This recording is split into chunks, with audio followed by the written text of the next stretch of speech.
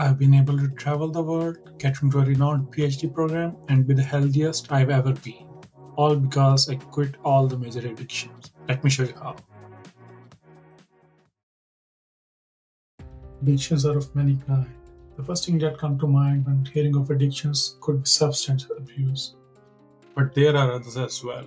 The behavioral addictions, gambling, gaming, shopping, social media, phone addiction, internet addiction, kleptomania, and the list goes on and on.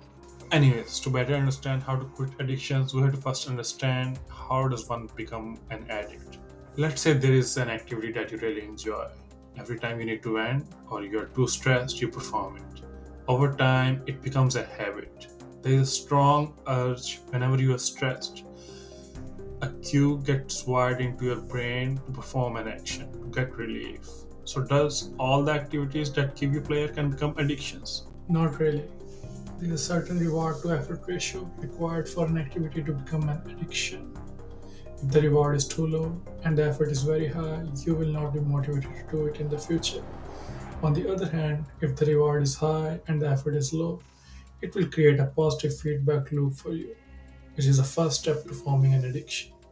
If it's easy for you to get pleasure, let's say by scrolling on the phone, then you're more than likely to keep doing it. On the other hand, let's say you have to do 10 push ups instead of scrolling on the phone. You're unlikely to develop an addiction if it's very effort demanding. Dopamine. You have heard of the term before. Talk about dopamine. Dopamine. Using dopamine as a signal. Dopamine is fundamental. What is dopamine and how it plays its role in addiction? And is it only dopamine or are there other brain circuitries involved in the whole process? In the simplest terms, you can significantly improve yourself by going through the whole dopamine fasting routine. But it's a painful process, and there is no guarantee you'll make it till the end. You can relapse and keep going through the same cycle again and again and again. Something has to change here. Let's imagine a scenario for now. Imagine you are an average guy. You're not strongly addicted to anything, but just stuck in a routine. You get up early in the morning, go to work or school, come home, play games, go to bed, and then repeat. It all feels like a song that you're tired of playing on repeat. You want to change things, but you don't know how to.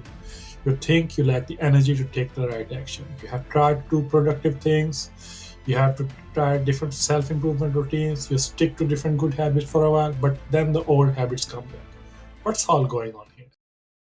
Let's dive in a little deeper. According to neuroscientist Joe Dispenza, by the time we reach the age of 35, 95% of our actions are based on our subconscious mind, and 5% are based on what we do consciously. The subconscious mind is a mixture of different beliefs, behaviors, attitudes, reactions, and habits. So, if you don't change your subconscious mind, you are actually fighting a losing battle. If you want to change things you do, you have to change who you are, or more precisely, who you believe yourself to be. Let's look at a case study now. An experiment was conducted in the University of Chicago. A group of students was asked to practice free throws every day for 30 minutes. Another group of students was asked to instead just close their eyes and visualize hitting every free throw for 30 minutes straight. After 30 days, the groups were asked to come back and they were then tested on their ability to free throw. And the results? Well, the results were surprising. Both the groups who visualized and did the actual practice showed an improvement of 24%.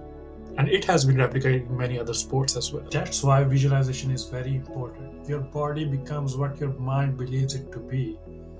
Using the same technique, you can become more confident, you can become stronger, you can become smarter, and you can achieve any goal you desire to achieve.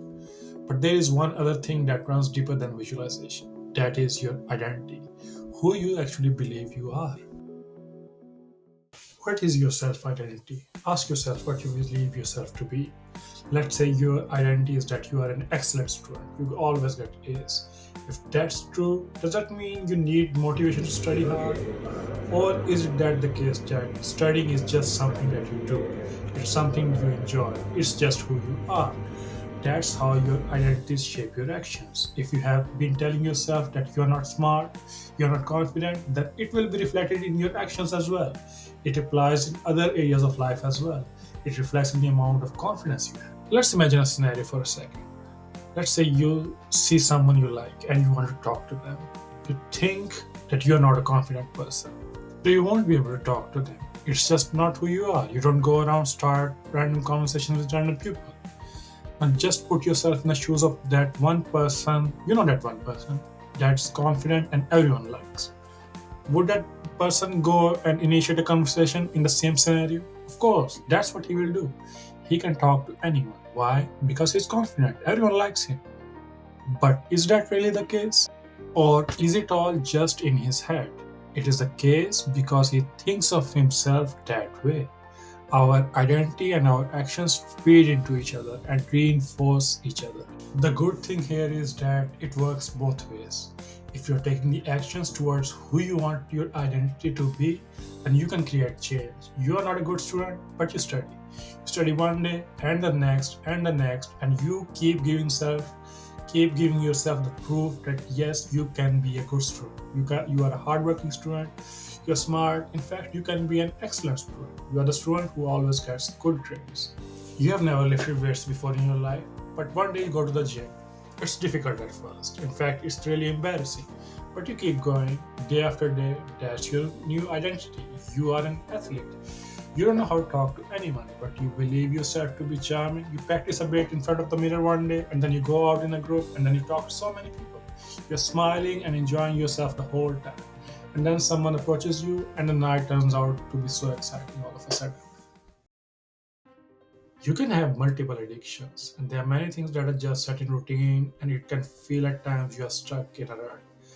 The first step to change is to believe yourself that you can change. You have to believe in your new identity and then take steps that serve as a proof for your new identity. After that, everything else becomes easy because you don't need motivation or energy to take the right actions. The right actions just become who you are.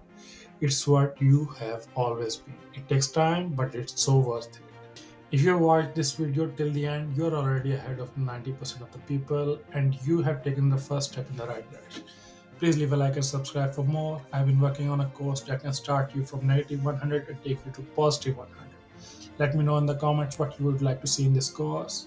I might edit this as a bonus module based on the recommendations I receive.